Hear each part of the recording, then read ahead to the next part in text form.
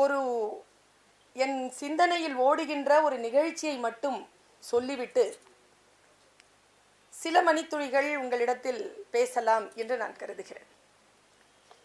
அருமையா முஸ்தபா அவர்கள் வந்திருக்கிறார்கள். அவருடைய அரங்கம்தான் இந்த அரங்கம், அவருடைய கட்டடம்.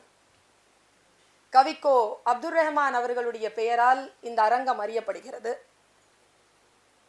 இந்த அரங்கத்தில் இந்த நிகழ்ச்சியை நடத்தி கொண்டிருக்கின்றவர் மாதவி என்கின்ற பெயர் தாங்கி இருக்கக்கூடிய ஐயா மாப்போசி அவர்களுடைய திருப்புதல்வி. மாப்போ சிவஞானம் அவர்கள் சிலம்பு செல்வர் என்கின்ற ஒரு பட்டம் பெற்று சிலப்பதிகார விழாவை முன்னெடுத்தவர். இது எல்லாவற்றையும் சேர்க்கும் விதமாக இங்கே ஒரு இருப்பு நிகழ்ந்து கொண்டிருக்கிறது. அதுதான் அம்மா பத்மா சுப்பிரமணியம் அவர்கள்.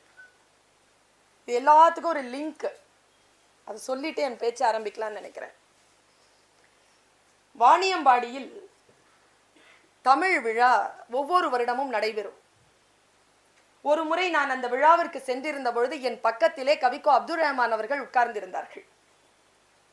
அவர் என்னிடத்தில் ஒரு விஷயம் சொன்னார். நான் இசையை காதலித்து கவிதையை திருமணம் செய்து கொண்டவன் என்று சொன்னார்.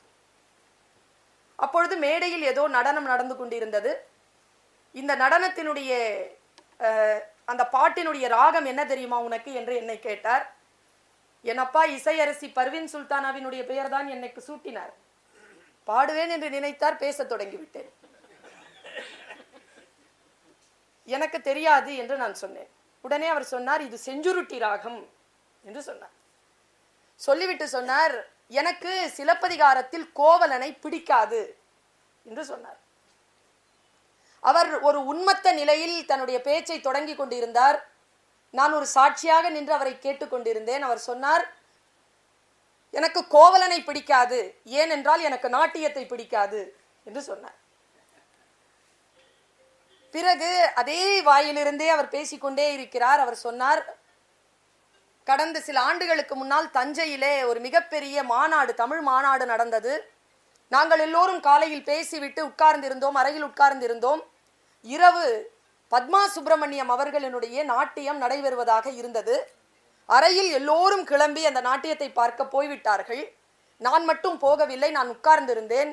நண்பர்கள் என்னை வலுக்கட்டாயமாக அவருடைய நடனத்திற்கு, நாட்டியத்திற்கு என்னை அழைத்து வந்தார்கள். நான் உட்கார்ந்து அவரை பார்த்தேன். அவர் கிருஷ்ணனை தூங்க வைத்துக் கொண்டிருந்தார். சரியா சொல்றேனம்மா? கிருஷ்ணனை தூங்க வைத்துக் கொண்டிருந்தார். படாத பாடுபட்டார். 15 நிமிடமாக கிருஷ்ணன் தூங்கவே இல்லை. கடைசியாக கிருஷ்ணன் தூங்கிவிட்டான் என்று நினைத்து யசோதை உள்ளே போகிறாள். அப்பொழுது தொட்டிலில் இருந்து கிருஷ்ணன் யசோதையின் முந்தானையை பிடித்து விட்டான். தொட்டிலில் கிருஷ்ணன் இல்லை, யசோதை மட்டும்தான் இருக்கிறாள். நாட்டியமாகி கொண்டிருந்த பத்மா சுப்பிரமணியம் தான் யசோதை. ஆனால் கிருஷ்ணன் பிடித்தான். அந்த தாயினுடைய முந்தானி காற்றிலே நின்றது என்று அவர் சொன்னார்.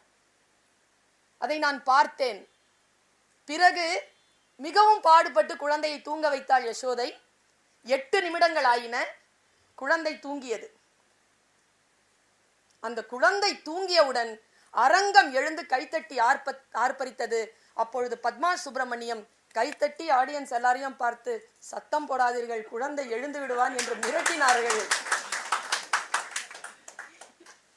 அப்பொழுதுதான் எனக்கு கோவலனை பிடிக்க தொடங்கியது. கோவலனின் ரசனை எவ்வளவு உன்னதமானது என்பதனை நான் புரிந்து கொண்டேன். கோவலனை ரசித்த, கோவலனின் ரசனை எவ்வளவு உன்னதமானது என்று புரிந்து கொண்ட தருணம் அது. நாட்டியத்திற்காக தன்னுடைய வாழ்நாட்களை செலவழிக்கக்கூடியவர்கள் எவ்வளவு உயர்ந்தவர்கள், உன்னதமானவர்கள் என்பதனை நான் உணர்ந்து கொண்ட தருணம் அது என்று கவிக்கோ அப்துல் ரஹ்மான் அவர்கள் சொன்னார்.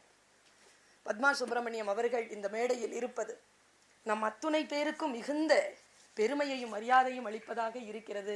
அந்த கலைச்செல்விக்கு என்னுடைய தமிழால் வாழ்த்துக்களை, பாராட்டுக்களை தெரிவித்துக் கொள்கிறேன். சிலம்பு செல்வர் பத்மஸ்ரீ மாப்போசி அவர்களின் 21வது ஆண்டு நினைவு விழா. ஐயா அவர்களை எனக்கு நான் அறிமுகம் செய்து கொண்ட காலம் என்னுடைய மாணவ பருவம். என்னுடைய மாணவ பருவத்தில் நான் கொஞ்சம் துள்ளி குதித்து இந்த சமூகத்தினுடைய இழிவுகளின் மீது ரௌதுரம் கொண்டிருந்த அந்த காலகட்டத்தில் தான் மாப்போசி ஐயா அவர்களை நான் வாசிக்கக்கூடிய வாய்ப்பு பெறுகிறேன். அவர் சிலம்பு செல்வர் என்பதற்காகத்தான் அவரை வாசிக்கிறேன். ஏனென்றால் கம்பன் கழகத்தில் சிலப்பதிகார போட்டி. அதற்கு நான் படிக்க வேண்டிய நூல்களில் ஒன்று அவர் எழுதிய நூல். அதை எடுத்து வாசித்துக் கொண்டிருக்கிறேன். அதை வாசித்து முடித்ததற்கு பிறகு அந்த போட்டியில நான் முதல் பரிசு வாங்கினேன் என்பது வேறு.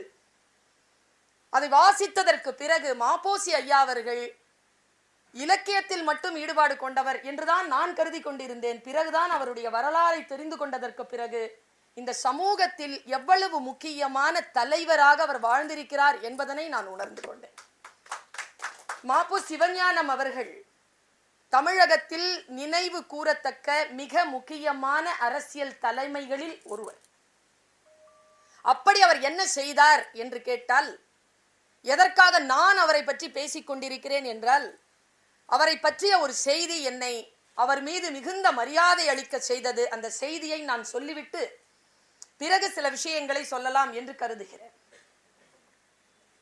மாப்போசி ஐயா அவர்கள் காந்தியடிகளாருடன் நெருங்கிய தொடர்பு கொண்டவர். காரணம் வேறு எதுவும் இல்லை, கொள்கைகளால் ஈர்க்கப்பட்டவர். காந்தி மகாத்மாவினுடைய கொள்கைகளால் ஈர்க்கப்பட்ட மாப்போசி ஐயா அவர்கள் சென்னையிலே தமிழகத்தின் பல பகுதியிலே மிக முக்கியமாக சேரிகளுக்கு சென்று தொண்டாற்றுகிறார். அப்படி அவர் தொண்டாற்றுகின்ற அந்த தொண்டிலே மிக முக்கியமான ஒன்று தீண்டாமை ஒழிப்பு. தீண்டாமை ஒழிப்பு பற்றி அவர் மிக ஆழமாக அவர் பணியாற்றி கொண்டிருக்கின்ற பொழுது அவர் ஒரு கடிதம் எழுதுகிறார். தமிழ் உறவுகள், நான் என்னுடைய புத்தி தளத்தில் நின்று இந்த சமூகத்தில் சில மாற்றங்கள் நிகழ வேண்டும் என்ற பாடுபட்டு கொண்டிருக்கக்கூடிய அந்த சிந்தனைக்கு விதை போட்டவர்களில் ஒரு விதை நான் இப்பொழுது சொல்ல போகின்ற இந்த விதை. மாப்போசி ஐயா அவர்கள் காந்தியடிகளாருக்கு ஒரு கடிதம் எழுதுகிறார். அந்த கடிதத்திலே ஒன்றை குறிப்பிடுகிறார். மகாத்மா அவர்களே, உங்களுடைய கட்டளைக்கு இணங்க நான் சென்னையில் இருக்கக்கூடிய பல பகுதிகளுக்கு சென்று சேரிகளில் இருக்கக்கூடிய மக்களுக்கு சேவை புரிகிறேன். அங்கே தீண்டாமையினால் பாதிக்கப்படுகின்ற மக்களை சந்திக்கிறேன். உங்களிடத்தில் ஒன்று சொல்லுகிறேன், இந்த உலகத்திலேயே மிக மிக கீழ்நிலையில் இருக்கக்கூடிய, நீ வேறு ஜாதி நான் வேறு ஜாதி, உன்னை நான் தீண்ட மாட்டேன், நீ தீண்டத்தகாதவன் என்று சொல்லுவது மிக மிக கொடுமை என்று நீங்கள் கருதுகிறீர்கள். அதைவிட மிக கொடுமையான ஒன்றை நான் சந்தித்தேன், அதை உங்களுக்கு சொல்லுகிறேன் என்று எழுதுகிறார் அவர் கடிதத்தில். தீண்டாமையை விட கொடுமையானது எது தெரியுமா?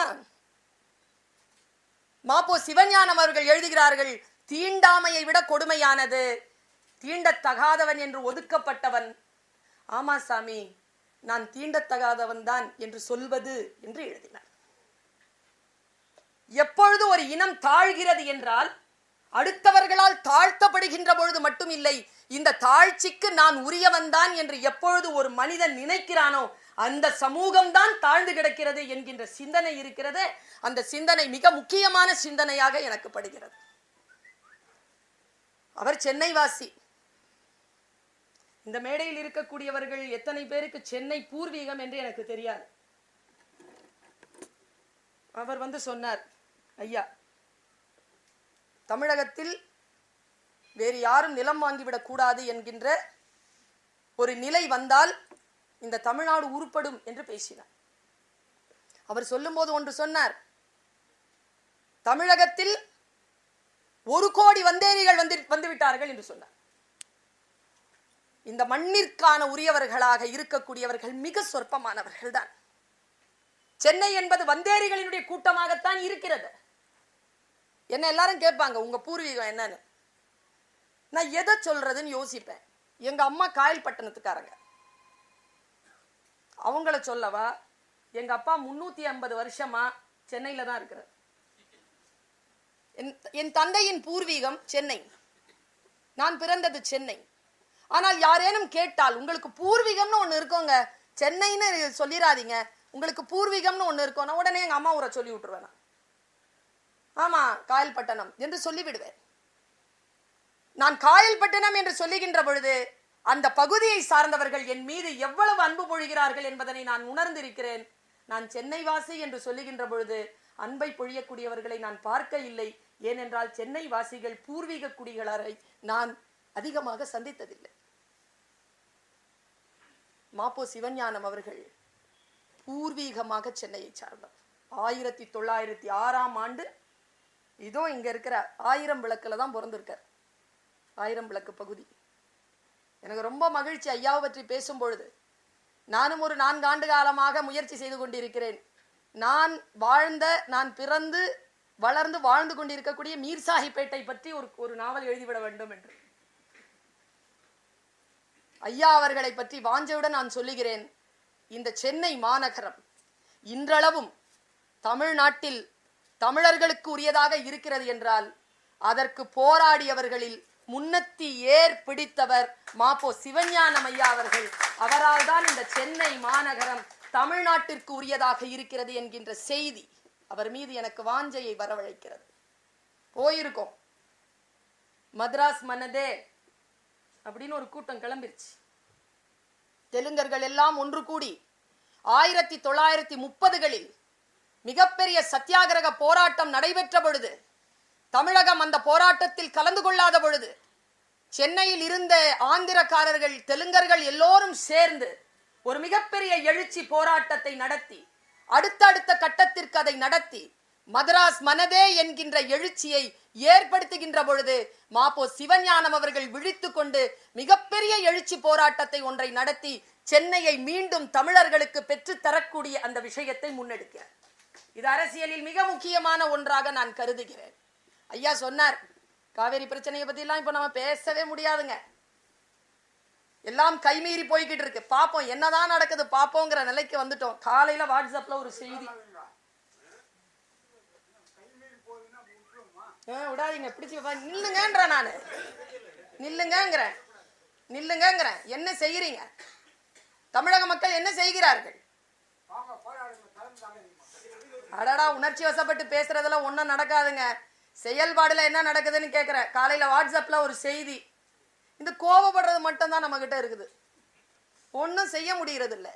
அவர்கள் செய்து கொண்டிருக்கிறார்கள். அதனால்தான் இந்த பேச்சு.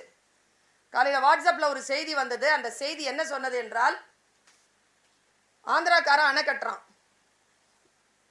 கர்நாடகாக்காரன் அணை கட்டுறான், கேரளாக்காரன் அணை கட்டுறான், தமிழ்நாட்டுக்காரன் அதுக்கு மண்ணு அனுப்புறான் அப்படின்னு ஒரு செய்தி. உண்மையா இல்லையா?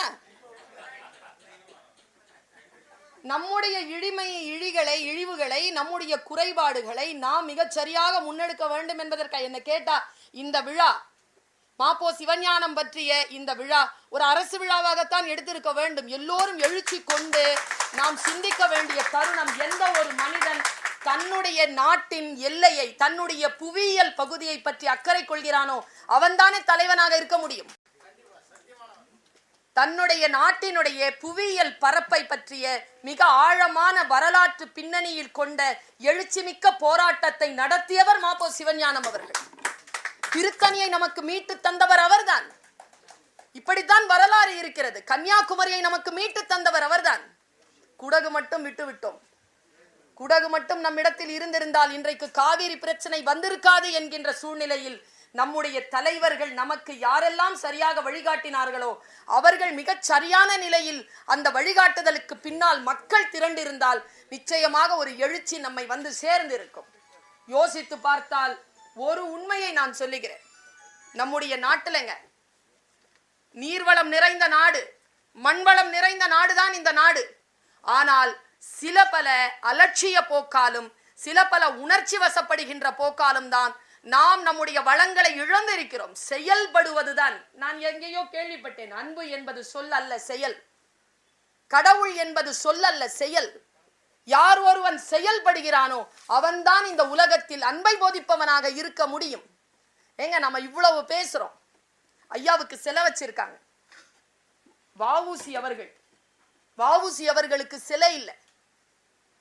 அந்நிய ஏகாதிபத்தியத்தை எதிர்த்து தன்னுடைய செல்வத்தை எல்லாம் செலவழித்த வஉசி ஐயாவிற்கு சிலை அமைக்க வேண்டும் என்று பணம் திரட்டுவதற்காக போன பொழுது பல நேரங்களில் மறுதலிக்கப்படுகின்ற சூழ்நிலையில் மனம் உடையாமல் அன்றாடம் கூலி வேலை செய்கின்றவர்களிடம் கூட போய் 1 ரூபாய் 2 ரூபாய் என்று வாங்கி அந்த வஉசிக்கு சிலை எடுத்தவர் மாப்போ சிவஞானம் அவர்கள். செயல்பாடுகளில்தான் அவருடைய புகழ் நிலைத்து நிற்பதாக நான் கருதுகிறேன். சிலப்பதிகாரத்திற்கு ஒரு மாநாட்டை நடத்துகிறார். நான் யோசிக்கிறேன், ஐயா கிட்ட அம்மா என்கிட்ட பேசிட்டு இருக்கும்போது சொன்னாங்க, என்னை கூட நல்லி குப்புசாமி ஐயா அவர்கள் கம்பராமாயண மேடைகளில் தான் பார்த்திருக்கிறார். கம்பராமாயணத்திற்கு உலகமெல்லாம் மேடை, கம்பனுக்கு எல்லோரும் விழா எடுக்கிறார்கள், சிலப்பதிகாரத்திற்கு ஏன் எடுப்பதில்லை? இதை கேட்டவர் மாப்போ சிவஞானம் அவர்கள். இதை கேட்கிறார், ஏன் கம்பன் கழகங்கள் மட்டும் இருக்கின்றன, சிலப்பதிகாரத்திற்கு ஏன் கழகங்கள் இல்லை என்றால், ராமாயணம் என்பது எந்த இனத்திற்கு உரியதோ அந்த இனம் அதை தூக்கி பிடித்திருக்கிறது, சிலப்பதிகாரம் எந்த இனத்தை சார்ந்ததோ அந்த இனம் அதை தூக்கி பிடிக்கவில்லை என்று தன்னுடைய வேதனையை அவர் தெரியப்படுத்துகிறார். சிலப்பதிகாரம் என்பது அவருடைய நம்முடைய அடையாளமாக இருக்கின்ற பொழுது நாம் தான் அதை தூக்கி பிடித்தாக வேண்டும். ஏனென்றால் ராமன் என்பவன் சத்திரியனாக இருந்தாலும் அந்தணர்களால் கடவுள் நிலை வைத்து பார்க்கக்கூடியவன். ஆனால் கோவலனும் கண்ணகியும் இருக்கிறார்களே, அவர்கள் வர்ணாசிரமத்தில் அவ்வளவு உயர்ந்த நிலையில் இருக்காதவர்கள். அவர்கள் குடியானவர்களை பற்றிய ஒரு காப்பியம், தமிழர்களை பற்றிய ஒரு காப்பியம் என்பதனால் அது மறுதளிக்கப்பட்டிருக்கிறது என்று எல்லோரும் சொல்லுகிறார்கள். யோசித்து பார்த்தால் நம்முடைய பழம் பெருமைகளை பேசிக்கொண்டிருந்தால் மட்டும் போதாது. நம்முடைய புதுமை பித்தன் தான் சொல்லுவார், தமிழனுக்கு எங்க கோபம் வருதுன்னா, தன்னை பற்றி யாரேனும் ஏதேனும் குறை சொன்னால் உடனே முந்தி அடித்துக் கொண்டு அது இல்லை என்று மறுப்பதில் அவனை போல் வேறு யாரும் கிடையாது என்று பேசுகிறார் புதுமை பித்தன். இந்த உலகத்திலேயே முதலாவது வந்தது எது என்று கேட்டால், கல்லும் தோன்றல மண்ணும் தோன்றல, அதற்கு முன்னால வாளோடு தோன்றிய மூத்த குடி தமிழ்குடி என்கிறானே, கல்லும் தோன்றவில்லை மண்ணும் தோன்றவில்லை என்றால் வாள் எப்படி தோன்றும்? மனிதன் எப்படி தோன்றுவான்? இப்படி யோசிக்க மாட்டேன் என்கிறார்களே என்கிறான் புதுமை பித்தன். இல்லை, குரங்குதான் முதலில் பிறந்தது என்றால் அதில் கூட நான் தான் முதல் வந்து நிற்பானோ என்று அவர் கட்டுரையில் எழுதுகிறார். முந்தி இருத்தல் பெரிய விஷயம் இல்லை, முந்தி இருப்பதற்கான அத்தனை தரவுகளும் தகுதிகளும் படைத்ததுதான் தமிழினம். எல்லா தரவுகளும் தகுதிகளும் படைத்திருக்கிறோம் நாம். ஆனால் அதை செயல்படுத்துவதற்கான முன்திட்டங்களை வகுத்திருந்தாலும் கூட அதை முன்னெடுக்கக்கூடிய அந்த சூழலில் நாம் இன்னும் முன்னேற வேண்டும். இன்றைய காலகட்டத்தில் இந்த வினாடியில் நாம் செய்ய வேண்டிய மிக முக்கியமான பணி, மாப்போசி ஐயா செய்த 2 பணி. ஒன்று, தமிழகத்தினுடைய நிலவளம், நிலத்தின் எல்லை, தமிழ்நாட்டினுடைய நீர்வளம், நீர்வரப்பு, நீர்வரத்திற்கான அரசியல், இதிலே நாம் மிக மிக விழிப்புடன் இருந்தாக வேண்டும். அதற்கான எழுச்சி கூட்டங்கள் பொதுமக்களிடம் இருந்து ஆரம்பிக்க வேண்டும் என்பது. இரண்டாவது, தமிழ் தொடர்பான சிந்தனைகள், தமிழ் தொடர்பான இலக்கியங்கள், தமிழ் தொடர்பான விஷயங்களில் நம்முடைய முழுமையான ஒரு பங்களிப்பை அரசியல் தலைவர்களிடம் மட்டும் ஒப்படைத்து விடாமல் பொதுமக்கள் எழுச்சியுடன் அதை செயல்படுத்தினால் மட்டும்தான் இதற்கான உண்மையான அஞ்சலியை, உண்மையான நினைவு நாளை சிலம்பு செல்வர் ஐயாவுக்கு தருவதாக அமையும் என்று கூறிக்கொண்டு வாய்ப்பளித்தமைக்கு நன்றி.